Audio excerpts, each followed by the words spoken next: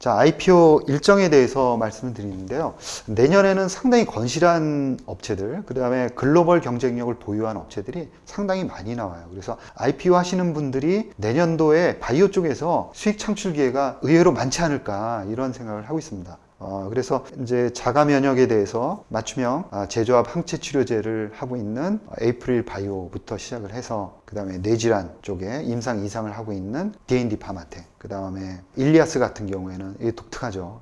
특히 이제 최근에 관심들이 있는 게 DDS입니다. 약물을 어떻게 전달할 것이냐 하는 거죠. 이게 유전자 치료제가 성능이 조금씩 올라가고 있는데 대신 전달 쪽에서는 그렇게 발전이 많이 이루어지고 있지는 못해요. 그 중에 하나가 엑소점인데, 일리아스 같은 경우에는 상당히 이제 경쟁력이 있어 보이고, 특히나 이제 엑소점급 겉표면에 원하는 단백질을 발현시켜서 타겟팅하는 조직으로 다양하게 보낼 수 있다고 하니까, 정말 이게 구현된다 그러면 지금은 접근을 못하는 조직으로 많이 보낼 수 있지 않을까. 그래서 눈여겨봐야 되는 기업 중에 하나다. 샤페론 같은 경우에는 인플라마좀 하는 면역 질환 관련한 회사입니다. 거의 이쪽으로는 글로벌리 가장 임상이 앞서 나가 있어요. 그리고 경영진하고 그 다음에 연구자 쪽이 이제 경영진이 따로 이제 분리가 돼 있는 상당히 크게 될 수 있는 그런 자질 갖춘 회사다, 이렇게 이제 지금 보고 있고요. 3빌리언도 굉장히 이제 경쟁력 있는 회사다라고 있고요. 아까 이제 말씀드렸지만 올해 AI의 본격적인 바이오에 진입이 있었던 해입니다. 그래서 내년에는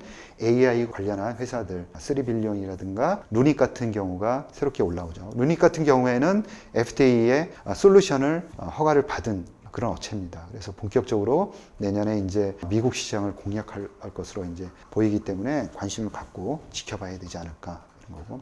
아까 이제 알츠하이머 관련해서 이제 설명을 드렸는데, 우리나라의 아리바이오에 대한 기대감도 개인적으로 많이 갖고 있습니다. 여기는 이제 한 기전으로 도전을 하는 게 아니라 세계의 다중 기전으로 이제 도전을 하고 있어요. 그래서 오토파지하고 그 리소점을 사용을 해서 베타 아밀로이드라든가 타우라든가 이런 단백질을 제거를 하는 그런 기전, 그 다음에 크랩하고 윈트 같은 단백질들을 활성화시켜서 세포를 좀 더 활성화시킨다거나 시냅스의 가소성을 확보한다거나 이런 쪽으로 하고 있기 때문에 굉장히 좀 좋은 성과가 나지 않을까. 그래서 아밀로이드 베타라든가 타우 한 개를 이제 건드리고 그건 어떤 결과물인데 그 결과물들을 빼내서 효과를 보겠다, 이런 쪽이 잘 안 먹히고 있어요. 그래서 오히려 그 전 단계, 오히려 아까 샤페론을 말씀드렸지만 샤페론도 가능성이 굉장히 많습니다. 샤페론의 인플라마좀을 상단에서 건드려서 오히려 이제 알츠하이머를 없애겠다, 이런 게 오히려 얘기가 될 수 있거든요. 아리바이오라든가 샤페론 쪽에 대해서 관심을 가져야 된다. 샤페론은 또 알츠하이머 쪽에 기전도 가지고 있어요. 그래서 좀 더 관심을 갖고 봐야 되지 않을까. 그래서 이런 업체들 뿐만이 아니라 매출액이 잘 나고 있으면서 아주 탄탄한 재무구조를 가지고 있는 보령 바이오파마라든가 동국생명과학, 이런 회사들도 올라오거든요. 그래서 내년도에는 이제 의외로 IPO에서 수익을 많이 낼 수 있는 그런 한 해가 될 수도 있겠다라는 생각을 갖고 있습니다.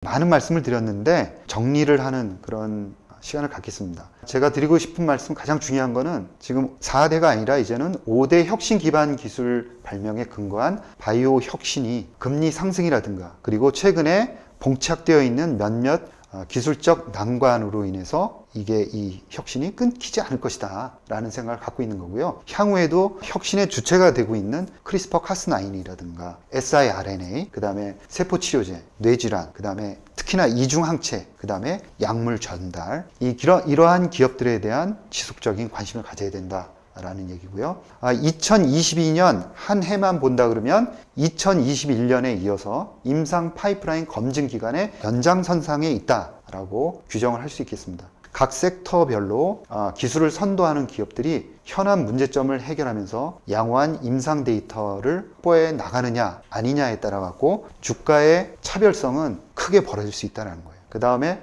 각 섹터별 앓고 있는 기술적인 병목 현상을 해결하는 바이오 벤처, 그리고 신약화의 가능성이 검증된 혁신 기술에 대한 빅파마의 M&A, 그리고 협업은 지속될 수 있다. 특히 sRNA에 대한 관심은 계속되고 있고요. 그리고 인텔리아 같은 조금씩 검증되어 가는 크리스퍼 카스9 회사에 대한 빅파마들의 관심은 갈수록 점증될 수밖에 없습니다. 되느냐 안 되느냐의 문제지, 되기만 하면은 엄청난 거대 시장을 먹을 수 있고 그 그 거대 시장을 놓친 빅파마는 크게 후퇴할 수밖에 없습니다. 그래서 긴장하고 이 시장을 볼 수밖에 없다는 거고요. 마지막으로는 기술의 혁신성을 갖추고 있으면서 임상 데이터로 증명하거나 아니면 계속해서 기술 라이센스 아웃을 이루어내는 종목별로 선별 투자를 해야 된다. GC셀이라든가 올릭스, 그 다음에 알테오젠, 툴젠, 인텔리아, 알비나스라든가 에로우헤드 이런 종목들. 그 다음에 아까 말씀드린 대로 2022년은 좋은 중견기업들이 많이 나옵니다. 그 중에서